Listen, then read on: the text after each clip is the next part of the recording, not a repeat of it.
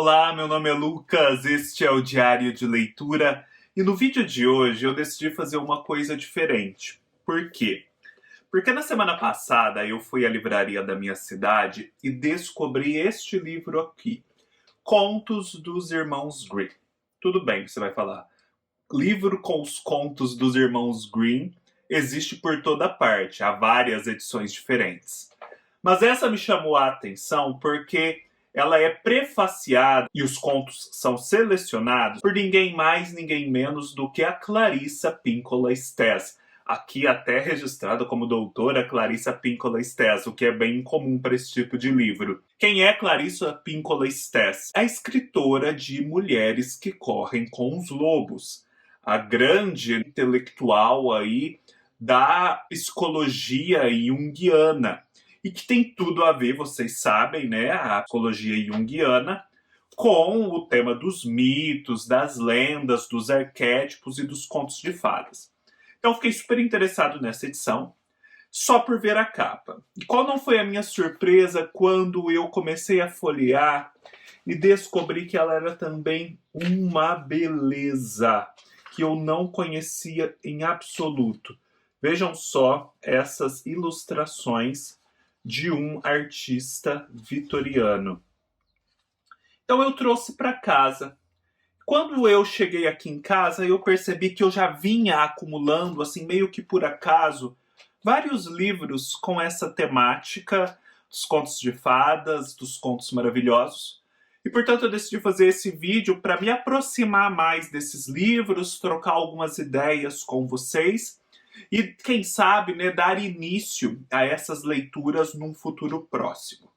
Antes de prosseguir com o vídeo, no entanto, eu faço aquele pedido de sempre, mas que é extremamente importante relembrar. Deixe seu like se você gostou do vídeo. Se você está chegando ao canal agora, se inscreva, deixe seu comentário, compre através dos links abaixo da Amazon e ajude o canal sem gastar nada a mais por isso. Todas as referências que eu vou deixar aqui estarão na descrição do vídeo. Conheçam a minha página no Apoia-se e torne-se um parceiro do Diário de Leitura. Isso é extremamente importante para a continuidade do canal. Tá, então, gente, esse livro eu vou começar pela exposição dele, da Clarissa Pinkola Estés. Ele tem um extenso prefácio e isso me chamou bastante atenção. E apesar de eu ainda não ter lido, óbvio, o livro por inteiro, né, todos os contos selecionados por ela, eu li o prefácio e ele é muito rico. A Clarissa já começa falando aqui daquela história de que os contos de fadas eles são lições. Isso é uma constante. Todo mundo que vai comentar sobre os contos de fadas vão falar que eles são lições. Eles são modos de aprendermos caminhos desastrosos, como ela mesmo menciona, e outros caminhos que são vocacionados a serem bem-sucedidos. E eles, portanto, se integram a essa trajetória humana de aperfeiçoamento. É como se o homem e a mulher buscassem ao longo do tempo tornarem-se algo diferente daquilo que simplesmente nasceram, né? É como se fosse um aperfeiçoamento, um desabrochar. E ela compara isso com o processo alquímico, com a metáfora que os próprios alquimistas usavam da pedra filosofal, que transformaria um metal bruto, né, como o chumbo, que seria a nossa personalidade natural, o correspondente, em ouro, que seria a nossa alma, a nossa personalidade aperfeiçoada. A Clarissa Pinkola Estés, então, vai fazer vários comentários a respeito disso, vai falar sobre a moral dos contos de fadas, os seus limites, no sentido de que ela também não pode ser algo feito para espezinhar a criança ou o leitor, torná-lo envergonhado. É algo para edificar, não para castigar a criança. Ela também fala uma coisa que é muito interessante e que tem tudo a ver com a psicologia analítica. Eu acho que é assim, né, o nome da psicologia junguiana, que é o fato de que os contos de fadas, eles têm imagens, sequências, personagens, fatos, que não são apenas conteúdos que são transmitidos. Eles também são chaves que despertam em nós coisas que já existem. Aí tem toda a ideia do inconsciente coletivo. Essas imagens, essas experiências narradas pelos contos de fadas já estão presentes em nós, em semente. O que os contos fazem é fazer essas sementes desabrocharem em plantas, porque aquilo já existe em nós. Por isso também já vê uma grande correspondência, um forte eco dessas histórias na alma dos leitores. Ela vai comentar especificamente sobre os contos de Grimm e sobre os contos de fadas em geral, porque na medida em que eles passam da tradição oral para a tradição escrita, seleções e aperfeiçoamentos ou deformações são feitos por quem realiza esse trabalho. No caso dos irmãos Grimm, apesar da gente saber que os contos deles, em comparação, por exemplo, com as histórias da Disney, etc., são bem mais brutais, bem mais realistas, talvez até mesmo chocantes, ela explica aqui que, mesmo no caso deles, muitas passagens ainda mais chocantes foram suprimidas. Vejam, são muitos intermediários que existem nessas histórias desde o momento em que elas surgem, e elas surgem também através de várias pessoas em vários lugares, né? Sempre uma miríade de fontes até os nossos dias. Então, por isso há nos contos de fadas essa repetição diferente, né? Há tantas versões, há versões que se dizem mais puras, há versões que são declaradamente, como a gente verá, recriações, há outras mais neutras, por isso é sempre possível e até recomendável ler o mesmo conto de fada várias vezes.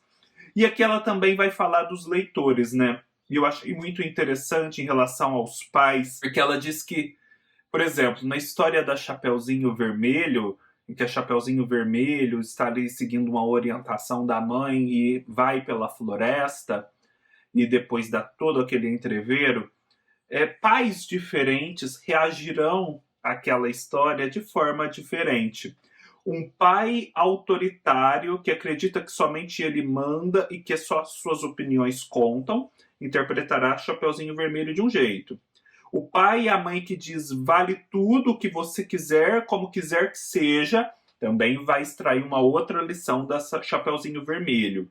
E os pais que adoram uma criança sem restrições e que cuidam dela com sensatez, por sua vez, terão uma terceira leitura do conto. Eu achei muito interessante isso que ela diz. Outra coisa que ela pontua é a respeito, né, geralmente, das produções cinematográficas que vieram mais recentemente, que às vezes suavizam certos traços. Por exemplo, na Bela e a Fera, ou até mesmo num caso mais recente, como o do Corcunda de Notre Dame do Victor Hugo, né, que muitos poderiam nem considerar um conto maravilhoso, aquela feiura, aquela deformidade, aquele espanto da imagem do Quasímodo ou da própria fera, às vezes são um pouco suavizadas, com medo de ferir a sensibilidade da criança.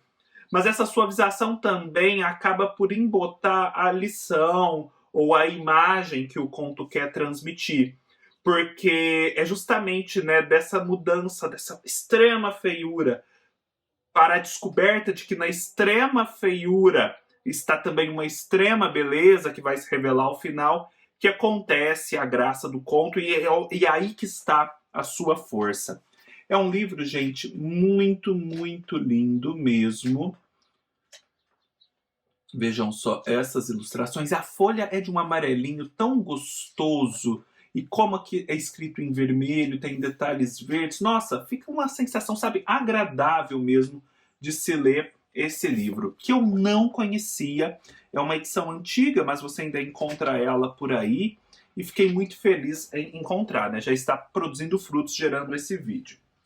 Um outro livro que eu tenho aqui, e que é uma aquisição, na verdade um presente recente aqui da biblioteca, é este Mais de 100 Histórias Maravilhosas, da Marina Colasanti, que já entra justamente nessa ideia da recriação dos contos maravilhosos, mas ela mesma diz que nos trata exatamente de uma recriação. Ela parte dos motivos dos contos maravilhosos e cria a partir deles outras coisas. E ao longo de toda a carreira da Marina Colasanti, que não escreveu só contos maravilhosos, como também poemas, ensaios, crônicas, romances, contos, ela foi produzindo vários livros que estão reunidos aqui, que tratam de contos maravilhosos. Olha, e ela também ilustra, gente. Essas ilustrações, acho que até a maioria delas, se não todas, são da Marina Colasanti. Ela é um talento. Se vocês não a conhecem, conheçam. Uma pessoa importantíssima para a nossa cultura. E aqui nós temos essas histórias. E qual não foi a minha surpresa? Porque eu confesso que eu sempre ouvi a Marina Colasanti falar, mas não sei, eu tinha algum preconceito, sabe? Eu achava que era um texto escolar, daqueles que a gente encontra em livros didáticos, que não tinha talvez um interesse mais profundo para um leitor adulto. Um preconceito. Nossa, e eu comecei a ler o pós-fácil aqui, que na verdade é a transcrição de uma palestra dela falando sobre o seu processo criativo, sobre como ela começou a falar desses contos maravilhosos. E, meu Deus, eu fiquei tão espantado com a qualidade do raciocínio, da prosa, da escrita, do projeto literário dela, que assim, foi uma descoberta. Esse é o bom também, né, da coisa. Porque foi uma descoberta de todo um universo por ler, que é o da Marina Colasanti, a começar por esses contos maravilhosos. E ela mesma diz que são contos maravilhosos e não de fadas, porque uma vez só uma fada aparece e na verdade nem é uma fada, é mais uma feiticeira. E aí eu li, assim, só para ter o gostinho, né, aquele conto famoso, Uma Ideia Toda Azul. E nossa, que economia de palavras e exatidão de escolhas para falar sobre muita coisa com poucas imagens, sabe? Muito, muito interessante mesmo. Estou super empolgado para ler esse livro. Foi bom eu me preparar para esse vídeo justamente nesse movimento de aproximação desses livros que foram chegando, estavam aí meio perdidos e eu precisava ter um primeiro contato um pouco mais demorado com eles. Outro que chegou aqui recentemente é um lançamento da Todavia chamado Ficções Amazônicas, de Aparecida Vilaça, que é uma antropóloga, e do seu esposo, eu acredito que eles são casados, o Francisco Vilaça Gaspar, que é alguém que transita entre as ciências e a escrita. E ele se propõe aqui, assim como a Marina Colasanti, mas num outro sentido, numa veia assim meio de realismo mágico, misturar as tradições amazônicas, as tradições indígenas, as histórias indígenas, xamânicas e por aí vai, que são muito ricas, com realidades contemporâneas. Aqui mesmo na orelha fala com Merlin e o Rei Arthur e outras referências que não têm uma conexão tão óbvia e imediata com o universo indígena. E criam assim contos que eu acredito, né, por conta da menção a realismo mágico, que também serão contos fantásticos. É muito importante, eu acredito, a gente também consumir esse tipo de livro, algo como Ficções Amazônicas, porque é óbvio, os contos de fadas, apesar de terem todo um núcleo que conversa com seres humanos dos mais diferentes lugares e tempos, são, na maioria das vezes, marcados por traços europeus, traços medievais e por aí vai. Então, muito do que é da nossa realidade particular passa despercebido, ou de outros povos que não os europeus, os indígenas, os povos tradicionais da África, da Ásia e por aí vai. Então, iniciativas como essa são sempre louváveis e é importante que tenha abertura para elas, né? Porque os contos também não são neutros nesse sentido da cultura que transmitem, apesar de terem um forte núcleo universal. Outro também recente, por isso que eu falei que essa coincidência me chamou a atenção. Outro livro que eu recebi é este Um Cisne Selvagem e Outras Histórias, também uma recriação de contos de fadas, ou melhor, um partir dos contos de fadas de onde eles deixaram, do Michael Cunningham. O Michael Cunningham é o escritor de As Horas, que muitos de vocês devem conhecer porque deu origem ao filme. E aqui na orelha eles dizem assim: Aqui estão os momentos que esqueceram de nos contar ou deliberadamente ocultaram nos contos de fadas. Os anos posteriores à quebra de um feitiço, o instante arrebatador em que um milagre é concretizado e o destino de um príncipe curado só pela metade de uma maldição. E essa edição, gente, também conta com ilustrações de uma artista japonesa, o nome dela está aqui, Yuko Shimizu, que são, assim, maravilhosas e até perturbadoras. Em alguns casos, por conter nudez, poderia considerar até que são mais adultas, e eu acho que o livro mesmo tem uma vibe mais adulta. Ainda a descobrir, depois eu conto. Mas as ilustrações por si sós são um arraso, vejam essa.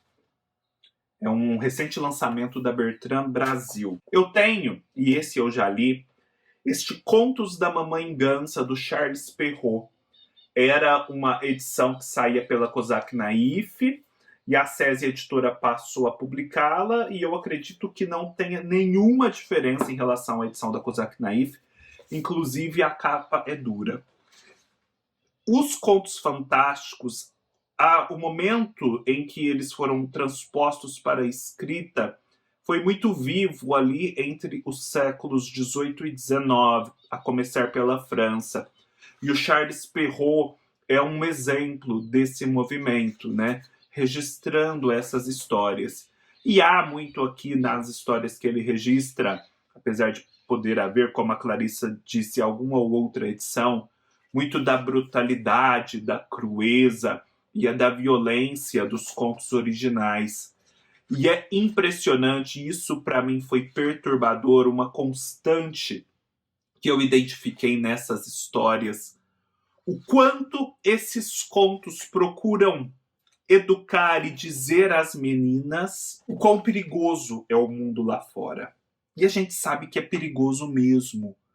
E que muitos cuidados são necessários para a mulher. Mas, assim, o que é perturbador é perceber, assim, o quanto isso é real, assim, a ponto de contos que são voltados para crianças, para um momento, assim, tão puro, terem que apresentar tanta ênfase nesse tema tão duro e tão difícil. O que nos faz pensar que muitos esforços realmente são necessários desde a época do Perrault para que essa violência deixe de ser estrutural, né? Deixe de ser uma constante. Porque é óbvio, no plano individual a defesa terá que ser feita. A gente não pode esperar o mundo mudar para se proteger, para proteger as mulheres, as filhas, irmãs e mães. Mas alguma coisa precisa mudar, porque assim, o que esses contos demonstram é que o problema é muito grande. Muito grande. Enfim, eu não sei se eu consegui me fazer entender, mas depois leiam esses contos com essa visão, né? Da violência contra a mulher, dos cuidados que a mulher deve ter na sociedade, me digam se não é perturbador o quanto isso é uma nota comum a todos os contos, talvez a que mais prepondera neles todos. É uma edição belíssima e uma delícia de se ler. E por fim, eu tenho 2 volumes dessa coleção chamada Os Fabulosos Livros Coloridos, reunida por um britânico de nome Andrew Lang. Essa editora publicou, além desses 2 primeiros volumes, o azul e o vermelho, o amarelo e o verde.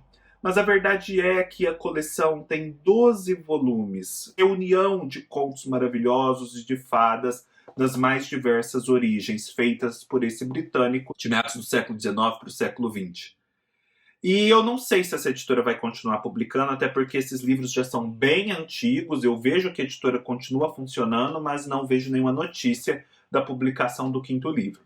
Nesse meio tempo, eu vou deixar até a referência aqui embaixo, eu descobri que existe uma outra editora chamada Pandorga, que neste ano publicou os 2 primeiros volumes, uma edição bem bonita também. Então, eu estou mais convicto de que essa Pandorga possa dar continuidade à coleção e quem sabe chegar aos 12 volumes do que a própria editora concreta. Mas são livros muito bonitos, ó, esse é o primeiro. Também tem algumas ilustrações. Eu nunca consigo mostrar, né, quando eu faço isso. Mas acreditem, tem também, ó, aqui uma ilustração mais rica em cores. Tem uns prefácios interessantes, uns prefácios que também mostram que os contos de fadas servem, como a própria Clarissa Pinkola Estés tinha dito, às ideologias, às visões de mundo, aos propósitos de vida das mais diferentes pessoas, né? Que eles não são neutros nesse sentido. A pureza deles também é um permissivo para que eles tenham várias utilidades. E o que eu acho interessante aqui do prefácio é quando eles fazem, né, uma distinção entre o que seria mito, entre o que seria lenda, entre o que seriam as histórias folclóricas, né? O mito é aquilo que se passa em tempos imemoriais. Ninguém quer precisar quando e onde exatamente se passou o mito. É a história dos deuses. As lendas não. Apesar de serem acontecimentos fantásticos, acontecimentos heróicos, eles se passam num tempo determinado, ainda que um tempo muito distante. Já as histórias folclóricas, elas são as histórias contadas pelas pessoas de forma oral e transmitidas de geração para geração.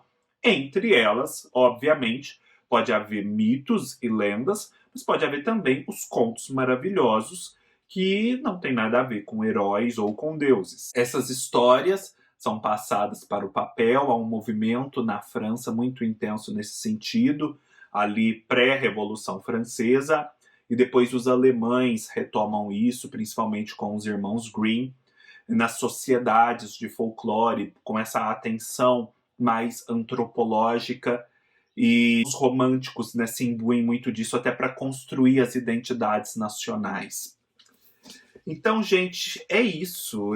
Além disso, eu queria mencionar que eu andei pesquisando outras edições. Eu gostei bastante. Eu vi aqui na Livraria da Cidade da edição dos contos de Hans Christian Andersen, feita pela Nova Fronteira. É belíssima, é um espetáculo aquela edição. Eu gostei também muito, e essa é um espetáculo também, da edição dos Contos de Fadas da editora Wish. Vou deixar as referências aqui embaixo. Meu Deus, que coisa mais linda.